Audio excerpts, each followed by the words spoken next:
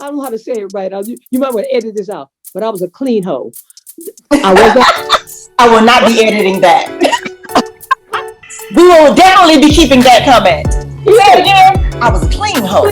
Oh, didn't Yes. nobody never said that.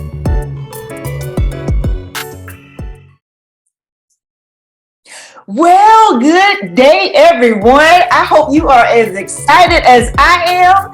I have another group of young, beautiful women that are going to be joining us today, and they're going to share their heart and give you some wonderful nuggets that you can take along with you. So I want you to listen intently, because in some of this conversation, somewhere in this conversation, you're going to find something that's going to empower you today. Good morning, Michelle. Good morning. Can you tell us just a little bit about yourself? Yes, my name is Michelle Bryant-Roberts. I'm actually from New York City, but I've been in Georgia since '84. Been married for 42 years, have 2 grown sons. The main thing I kind of focus on now is my ghostwriting and substitute teaching. I think the children need some older wisdom that will help them, not just come and teach math, but teach them about themselves. We are so glad to have you here with us, and I thank you so much for coming. And we'll start with the question of the day. And the question of the day is, if I had known then what I know now, what advice would I give to my younger self? Michelle, take it away. And that is a big question, because I have several things that I've learned. I've always learned something new, and that I would have told myself when I was. And I will stick with this one, and that is, think about your future. I am a roll with the punches type person. So when I was young, I did a lot of things that I didn't think about because I wasn't thinking about my future. I was just enjoying the day. I was born with sickle cell anemia. So I didn't know that as a child. I went in the Army and everything. And my mother, I found out after I found out, and I asked her, she said, of course I knew, but she never told me. She said, I don't want you to go in the Army. So the reason why I'm telling that is not to make this a pity party. Please don't feel any sorry for me. I'm 67. I've made it this far. I lived the life of, I'm going to live my life to the fullest every day. So my sisters and them would call me rebellious. And as I grew up and realized rebellion is not a good word, I said I'm a radical thinker. So I've always thought outside the box, always did walk to the beat of my own drummer. I grew up in a house with a preacher for a father. I had on earrings, a big afro. I hung out. And I mean, I didn't do them wrong, but I did my own thing. So if I know now, if I knew then what I know now, I would have planned my life a little more structured. I don't regret anything I did. I'm able to tell a lot of stories because I did a lot of things and I've been around a lot. I was in the Army, then I stayed away from home. I went to college after that. So I've done a lot of things in my life because I didn't know any better. And I was a roll with the punches type person, and roll with the punches, whatever, free spirited, if you want to call it that. When something came up, I did it. And what you brought up was the fact that when I got married, it kind of had to settle me some because I did it all. And I had to be a little more structured. So how was dating? How was dating for you? I never had my heart broken in my life. And I had many boyfriends. So you were a player. You were a player? Let's call it No, were you a player? Were you a female player? I was a female player. Yes. All right. Yes, I was. And how did that benefit or not you? How did that benefit you or not? The only thing that concerns me is I may have a little more testosterone or something because I didn't get my heart broken. And if you look like maybe you don't like me anymore, next, it didn't bother me. And I know this may sound crazy, but I was raped too. And I think, Tammara, you knew that. But I blamed myself because I went up in a mountain when I had just gotten in the Army, so I was 18. I may have finished basic training, so I may have been 19. And this guy came to call on me that I used to go eat breakfast with. I didn't even know his name. And let me suffice it by saying he wasn't even my type. And he came with another guy that I really didn't know and said, you want to go smoke a blunt? And I said, yes. So my father was a preacher, remember? So I'm telling you all the stuff I did. And I did more than blunt. I didn't get to be a drug addict, thank God. But anyway, we went up walked about a mile down the street and up a mountain about a half a mile. We were in Fayetteville, North Carolina. Walked up. It was higher than this little hill. It was pretty high up. We went up in there to smoke. And as soon as we started smoking, the other guy that was with him left. And then I was in a fog, and I won't say no chloroform. I won't say whatever, out of sorts. And I got raped up there in the woods, and then I saw a brick, but it was like 2 feet away from the outstretched hand. I wanted to hit him in the head with a brick. And how I got over that, I blamed myself for being stupid. I'm from New York. I'm from the projects. Just like you said, you know better. You're from the South. Sometimes you think you know so much. God will show you how much you don't know. Because he tricked me, and I should have wondered, why am I going to the woods with 2 men? He asked me to smoke. We could have gone down the block and smoked behind a tree. I went up in the woods to smoke. And maybe I'll never smoke, so you don't know about hiding, because it was definitely real illegal back then. But that was a mess. But I even wrote a book about forgiving things. And I forgave him because I didn't have a problem thinking I held a grudge against him, because I really didn't know him. And I went up in the woods with him. So can you talk about that personal forgiveness? And if there's a young lady who has gone through that, maybe she went to a party and maybe she hung out with some friends in high school and she's still holding that, thinking, I was so stupid. Why did I do that? How do you forgive yourself?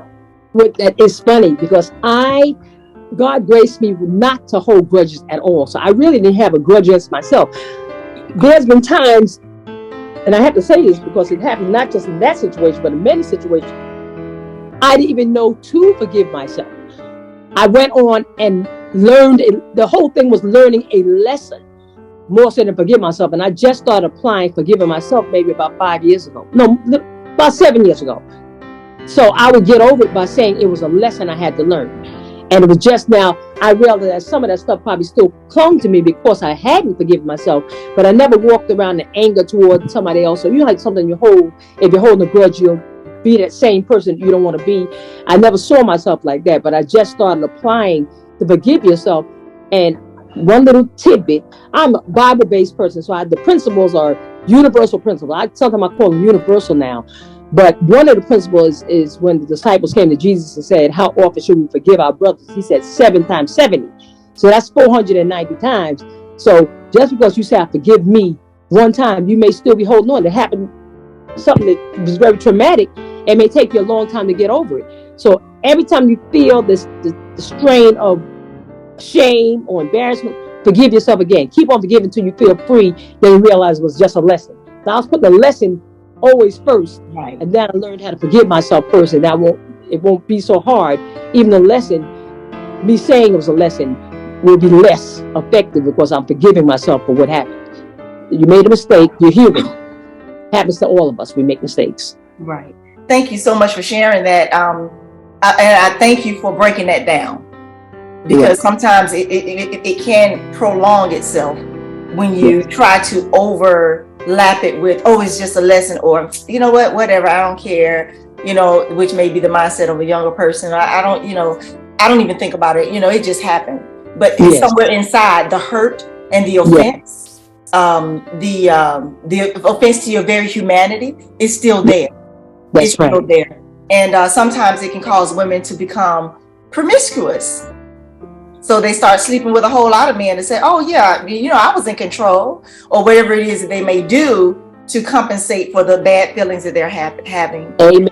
So if there's someone that was watching that was maybe slipping off into promiscuous behavior, what would you say to her? What you just said.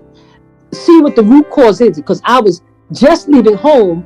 I graduated high school, went in the military 3 months later, and this happened 3 months after that. So that what you just stated was, you could draw that picture and put me on it. That was my life. And I didn't realize until just recently, when I've come away from it many years later. So do you think maybe the promiscuous part came after the rape, or were you already just kind of open?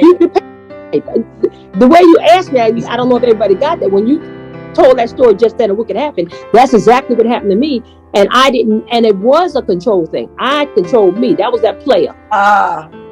Nobody can break my heart, and nobody can take anything from me, because I'm enjoying this too. At least I told myself that. Right. So I think taking away the shame of it, but I don't regret it because that's my history. So I don't regret it because that's part of my story. That's how I'm able to relate to young people. Because anything they say, "Oh, well, you owe us." Then I said, "No, this happened." Then they said, "Wow." So one last question for you.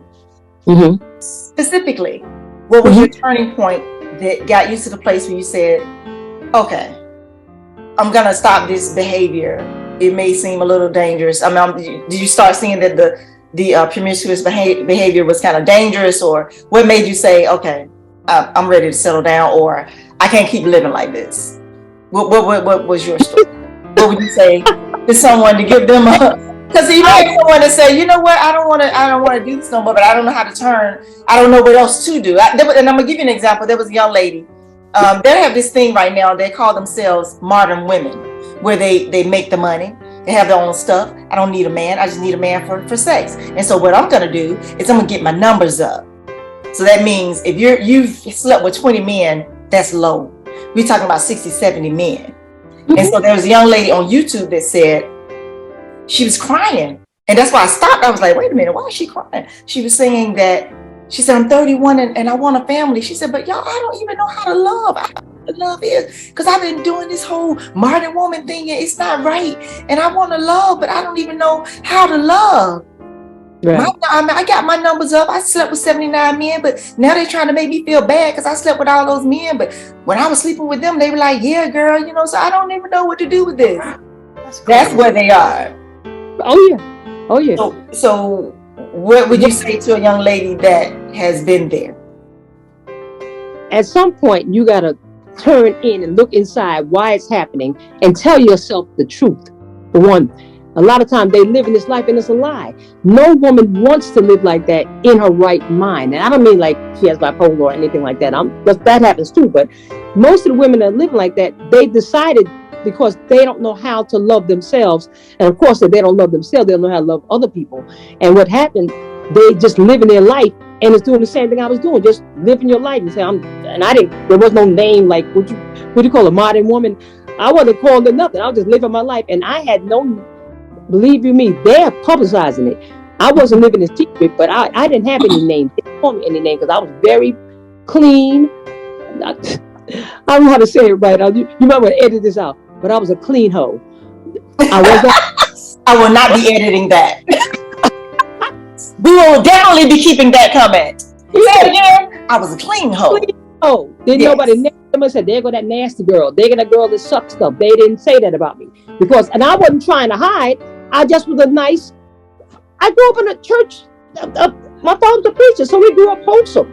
I wasn't living a wholesome life, but I didn't have that ugliness on it. I would be sitting in bars and stuff, and they would say, "What's a nice girl like you doing in a place like this?" And I didn't know I was that nice. I thought I looked like everybody else, but all the time, and it did make me change my life. But at some point, I got caught up. And then when I went to college, I think it made a difference too. That's why I said when I first started, deciding to do something more with yourself. When you love yourself, you want to be all that you're supposed to be. And that would take away the time you spent being whatever woman you want to call, promiscuous, just out there. There's so much, that's a waste. It's just like being on drugs or being an alcoholic. It's something set in the earth to waste time so you won't fulfill what you're supposed to be doing. And a lot of my time was wasted in that lifestyle. Although I went in the Army, did well, did my 3 years, then I went to college. I was doing away from my job, my life. In the book, it talks about standards. In the book, it talks about standards. It talks about boundaries, character, integrity. If I had known my own beauty, if I had known what boundaries were, if I had known standards, it talks about that in the book. Do you think that a book like this would help a young lady who's dealing with some of the things that you dealt with? Yes, because one, I'm not sure what you said, but it triggered something in me to make me think about. I started out with the sickle cell. So my mother and father thought I was going to die. So they didn't give me vision. They didn't give me. So I went out I started out, my foundation was wild. So going into promiscuity was just part of the wildness. I was hanging out in the projects. My family didn't do that.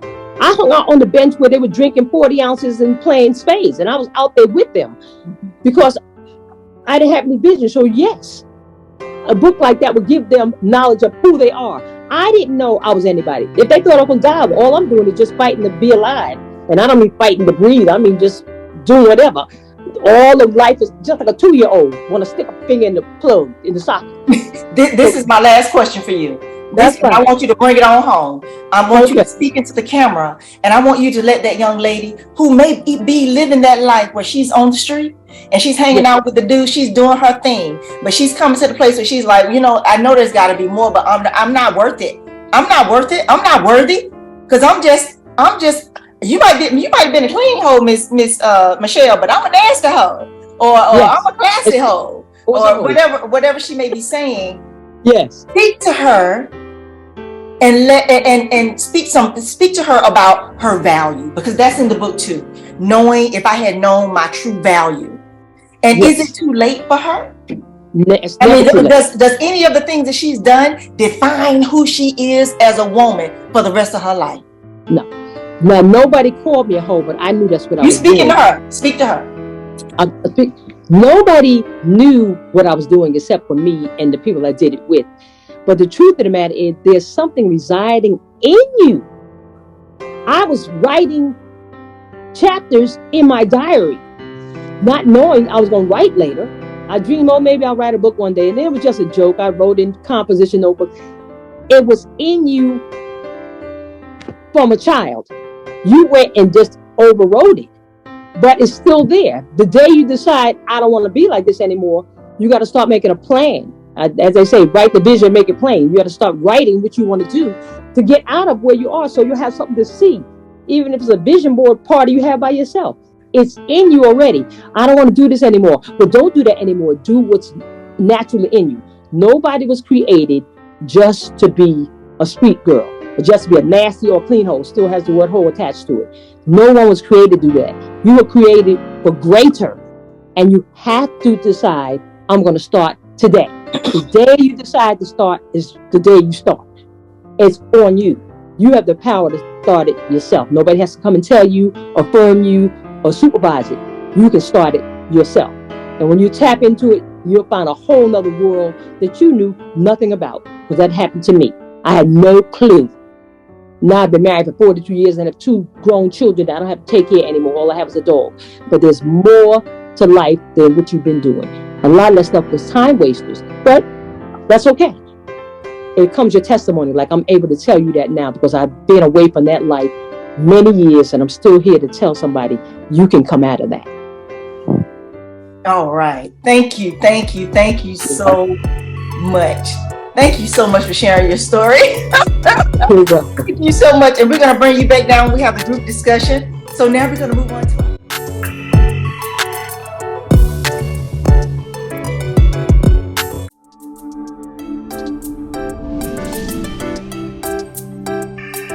international. Hey, this summer's funky new beats is international. International flavor, knock you off your feet. International. Hey, this summer's funky new beats is international. This summer's fun is